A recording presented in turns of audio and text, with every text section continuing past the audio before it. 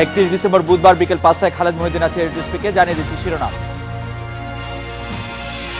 সুন্দরবনে ম্যানগ্রোভ ও জলজ প্রতিবেশে তেলের প্রভাব সীমিত, জাতিসংঘ প্রতিনিধি দলের প্রতিবেদন। আদালতে হাজিরার নিরাপত্তা চেয়ে চকবাজার থানায় জিডি করেছেন খালেদা জিয়া। রাজধানীতে পুলিশের গায়ে যুক্ত হলো ক্যামেরা, পর্যবেক্ষণে আওতায় আসছে সার্জেন্টরা।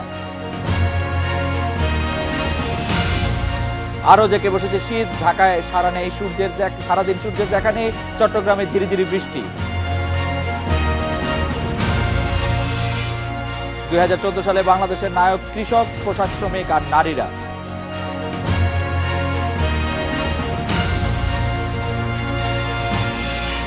সুন্দরবনে ম্যানগ্রোভ ও জলজ বাস্তুতন্ত্রের উপর ট্যাঙ্কার দুর্ঘটনার পর তেলের প্রভাব সীমিত পর্যায়ের বলে জানিয়েছে জাতিসংঘ প্রতিনিধি দল। বিকেলে রাজধানীর হোটেল সোনারগাঁয়ে ব্রিফিং এ সাংবাদিকদের এই কথা জানায় প্রতিনিধি দলটি। এছাড়া সুন্দরবনের ভেতর দিয়ে নৌপথে যান চলাচল বন্ধ রাখার পরামর্শ দেয় জাতিসংঘের প্রতিনিধি দল। ট্যাঙ্কার দুর্ঘটনার পর প্রতিবেশ পর্যবেক্ষণ করতে টানা 5 দিন সুন্দরবন পরিদর্শন করেন তারা। সুন্দরবনে ছড়িয়ে পড়া তেলের বিস্তৃতি ও রোধ প্রক্রিয়া, ক্ষয়ক্ষতির পরিমাণ, প্রাণীজ জলজ উদ্ভিদ, বন্যপ্রাণী, মানুষের জীবন জীবিকা এবং ম্যানগ্রোভ ইকোসিস্টেমের উপর কি প্রভাব পড়েছে সেসব বিষয়ে 23 থেকে 27 ডিসেম্বর পর্যবেক্ষণ চালায় জাতিসংঘ দল। প্রতিনিধি দলের দেশি বিদেশি 25 জন সদস্য রয়েছেন।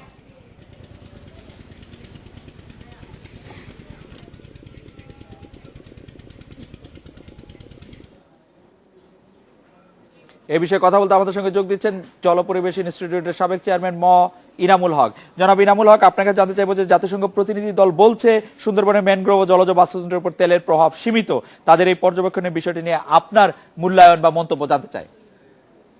দেখুন, একজন আক্রমণকারীর আঘাতে যদি একটা মানুষের কান কেটে যায় তাহলে আমরা বলতে পারি যে তার আঘাতটা সীমিত, মাথার উপরে আঘাতটা পড়েনি, এরকম একটা ব্যাপার। এখানে সুন্দরবনে অনেকগুলো রেঞ্জ আছে। এই যে তেল দুর্ঘটনা হয়েছে এটা চাঁদপাই রেঞ্জের উপরে হয়েছে, অর্থাৎ চাঁদপাই রেঞ্জের উপর দিয়ে একটা মহা বিপর্যয় এটা চলে গেছে এবং রয়েছে একটা দীর্ঘ সময় ধরে এটা চলবে।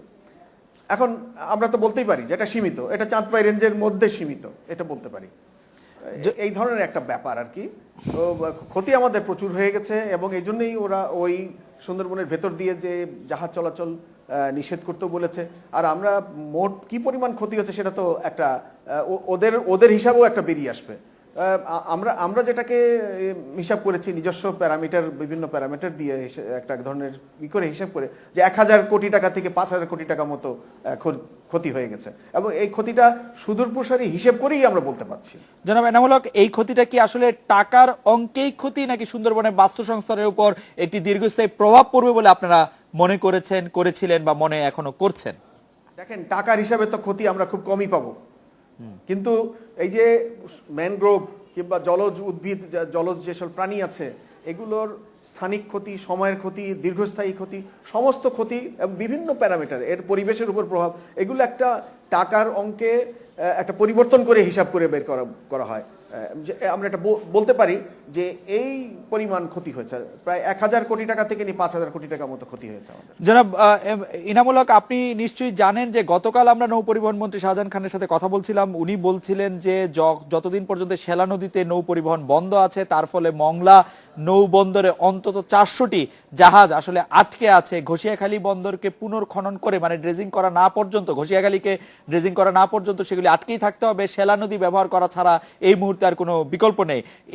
এই নৌরুটটি বন্ধ থাকলে যে অর্থনৈতিক প্রভাব, সেটি সম্পর্কে আপনার কি ধারণা, নাকি এটি বন্ধ রাখাই উচিত? পুশুর নদী দিয়ে তো সোজাসুজি বঙ্গোপসাগরে যাওয়ার রাস্তাটা তো চালুই আছে, সেই পথ দিয়ে যাবে। এর আগে ঘাসিয়াখালী রুট দিয়ে যখন যেত, সেই রাট্ট যখন বন্ধ করা হয়েছে তখন তারা হিসাব করেননি যে শেলা নদী দিয়ে গেলে 150 কিলোমিটার পথ, বেশি পথ পড়বে, সেখানে তেল পুড়বে, সেখানে সময় যাবে, সেটার একটা হিসাব ছিল। এখন শেলা নদী বন্ধ করা হলে পারে পুশুর নদী দিয়ে সরাসরি বঙ্গোপসাগর হয়েও যাতায়াত করতে পারবে। এটা কোনো ব্যাপার না, এটা বন্ধ করে রাখতে হবে তা নয়। ঘষিয়াখালী রুটটাকে আমাদের খুলতে হবে, সেটা হলো সবচেয়ে বড় কথা। ঘষিয়াখালী রুটটি আসলে খোলার জন্য যে আন্তর্জাতিক টেন্ডার আহ্বান করা হয়েছে, তাতে বলা হচ্ছে যে এতে অন্তত 6 মাস সময় লাগবে। এই 6 মাসের মধ্যে শেলা নদী ব্যবহার করা ছাড়া আমাদের কোনো উপায় নেই। আপনি যে রুটটির কথা বলছিলেন, সেই রুটটিতে অনেকখানি ঘুরে আসার ফলে খরচ অনেক বেড়ে যাবে, সেরকম কথা নৌ পরিবহন মন্ত্রী বলছিলেন। খরচ হবে, খরচটা তো ওই আগে যখন ঘাসিয়াখালী রুটটা 2010 সালেও চালু ছিল, আমরা স্যাটেলাইট ইমেজে দেখতে পাচ্ছি জাহাজ চলাচল করছে।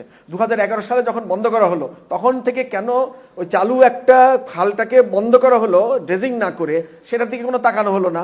আজকে আমরা যখন সব পুঞ্জীভূত একটা ক্ষতির ব্যাপার এসে গেছে, তখন আমরা এই কথাগুলো বলছি। এটা কোনো অর্থ হয় না।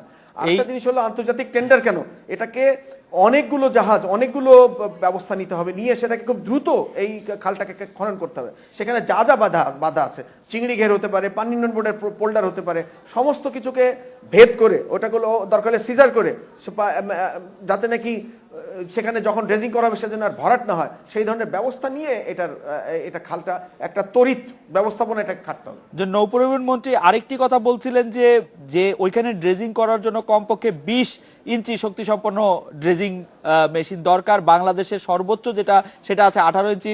সেই জন্য সেখানে ড্রেজিং করার জন্য আন্তর্জাতিক টেন্ডারের দ্বারস্থ হওয়া ছাড়া উপায় ছিল না, এবং সেইটি নানা রকম কারণে এই দেরিটি হয়েছে। এখন কি আপনি কি মনে করেন যে এই 6 মাসের জন্য কি শ্যালা নদী আসলে নৌ চলাচলের জন্য উন্মুক্ত রাখা উচিত, নাকি সেটি বন্ধ করে পশুর নদী দিয়ে চলাফেরা করা উচিত? বা ওখানে বিআইডব্লিউটি এর ড্রেজার আছে, পানি উন্নয়ন বোর্ডের ড্রেজার আছে, সমস্ত ড্রেজার ওখানে আনুক। এটা আমাদের একটা আপৎকালীন ব্যবস্থা, এবং সেখানে যা 20 ইঞ্চি তাহা 18 ইঞ্চি তাই দিয়ে কাটলেই হবে। যদি আমাদের এই ধরনের ব্যবস্থাপনা নেওয়া হয়, তাহলে দেখা যাবে একটু মুখ কেটে দিলে নদী আপন গতিতেও অনেক বেশি কেটে নিয়ে যায়। সেখানে হয়তো এমন একটা ব্যবস্থা নিতে হবে যে কিছু কিছু জায়গায় এম্বাঙ্কমেন্ট কাটা লাগতে পারে। এম্বাঙ্কমেন্ট কাটলে পারে ভেতরে পানি ঢুকে যাবে, সেটা একটা, এখন ধান আছে, ফসল থাকতে পারে, সেটা একটা 1 মাসের নোটিশ দিয়ে যে পরবর্তীতে একটা আপৎকালীন ব্যবস্থা নিতে হবে, নিলে পারেই এটা এমন একটা ব্যবস্থা 2 মাসের মধ্যে এটাকে কেটে একটা ক্লিয়ার করা সম্ভব। জনাব প্রকৌশলী এনামুল হক, আপনাকে অনেক ধন্যবাদ। সুন্দরবন থেকে ঘুরে এসে খুলনা থেকে আমাদের সঙ্গে যোগ দিয়েছেন সহকর্মী HM শামীমুজ্জামান। তার কাছে জানতে চাইবো যে আপনি গতকালই সুন্দরবনের শ্যালা নদীর অবস্থা দেখে আসলেন, আপনি কি দেখছেন? শ্যালা নদী এখন কেমন আছে? এখন নৌ চলাচল করছে না, কিন্তু পানি, জলজ উদ্ভিদ, প্রাণী, তাদের কি অবস্থা? জনাব শামীমুজ্জামান।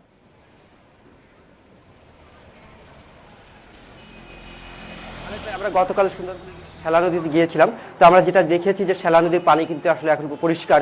তো বিশেষজ্ঞরা যেটা জানিয়েছেন, সুন্দরবন কর্মকর্তারা যেটা জানিয়েছেন যে জোয়ার ভাটার কারণে কিন্তু আসলে শ্যালা নদীর পানি কিন্তু এখন অনেকটাই পরিষ্কার হয়ে গেছে, এবং এখন তারা যেটা বলছেন স্বাভাবিক। তবে আমরা যেটা দেখেছি যে সুন্দরবনের বিভিন্ন এলাকা কিন্তু আমরা গতকাল ঘুরেছি, তো আমরা যেটা দেখেছি যে ফার্নেস অয়েল কিন্তু এখনো সুন্দরবনের বিভিন্ন গাছের গোড়ায় আছে। তো সুন্দরবনের কর্মকর্তারা আমাদের সাথে কথা হয়েছিল, তারা যেটা বলছেন যে আসলে ফার্নেস অয়েলের যে আবরণটা আসলে অনেকটা শক্ত হয়ে গিয়েছে, তো এটা আসলে কিন্তু জোয়ার ভাটার প্রভাবে যাবে না, কিংবা বৃষ্টির প্রভাবেও কিন্তু আসলে এই যে ফার্নেস অয়েলের যে কালো আবরণটা, এটা কিন্তু আসলে যাওয়া সম্ভব নয়। তো আমরা কথা বলেছিলাম জেলেদের সাথে, তো জেলেরা যেটা জানিয়েছেন যে সুন্দরবনে মাছ পাওয়া যাচ্ছে কিংবা কাঁকড়া পাওয়া যাচ্ছে, কিন্তু অন্যান্য জলজ প্রাণীও কিন্তু আসলে এখনো পর্যন্ত দেখা যাচ্ছে। তো আমরা কিন্তু আসলে গতকাল ডলফিন দেখেছি, যে আশঙ্কাটা করা হচ্ছিল যে ডলফিনের যে অভয়ারণ্য, সেই ডলফিন আসলে থাকবে না, কিন্তু আমরা গতকাল কিন্তু বেশ কয়েকবারই ডলফিন দেখেছি। তো সুন্দরবন কর্মকর্তারা কিংবা বিশেষজ্ঞরা যেটা বলছেন যে সুন্দরবনের যে জলজ এবং প্রাণীর যে সম্পদের যে ক্ষতি আসলে এখনকেও কিন্তু নিরূপণ করার সময় আসেনি, কিন্তু এই জন্য আসলে কিন্তু আরও কয়েক মাস অপেক্ষা করতে হবে। কেননা যে এই যে দীর্ঘ যে প্রভাব এই যে ফার্নেস অয়েলের কারণে আছে, জলজ প্রাণী কিংবা সুন্দরবনের গাছপালার কোন ধরনের ক্ষতি হবে সেটা অপেক্ষা করতে গেলে আরও অন্তত মিনিমাম 3 মাস সময় তারা দেখবেন, তারা পর্যবেক্ষণ করবেন, এবং তারপরেই কিন্তু আসলে তারা বলবেন যে আসলে প্রাণীর কুলে কোন ধরনের ক্ষতি হয়েছে। তো সুন্দরবনের যে শ্যালা নদীর পানিটা কিন্তু স্বাভাবিক আমরা বলতে পারি। খালেদ ভাই। জি শামীমুজ্জামান, আপনাকে ধন্যবাদ। রেড স্পিকে 40 সেকেন্ডের বিরতি নিচ্ছি, ফিরছি তার পরপরই।